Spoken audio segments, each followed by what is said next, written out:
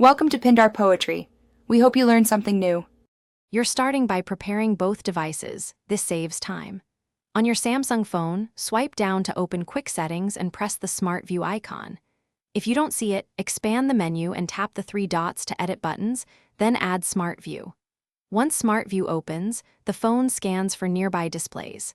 Make sure the TV or dongle is powered and set to the correct input, otherwise the phone can't discover it. This first step gets the phone into discovery mode promptly and correctly. After Smart View lists available devices, tap the name that matches your TV or streaming stick. The phone sends a connection request. If a PIN appears on the TV, type it into your phone. Once paired, you'll see a brief permission dialog. Grant screen sharing access so apps and notifications can mirror. If audio isn't routing, open the volume screen on the phone and change the output to the connected device. Keep the phone awake during initial setup so nothing interrupts the handshake. To finish, swipe down and tap Smart View again, then choose Disconnect. Your phone returns to normal.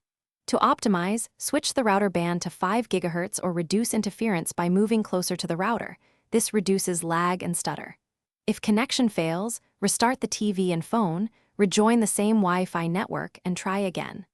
One key troubleshooting tip: update the TV's firmware and your phone's software. Many casting issues resolve after updates, making pairing smooth and reliable.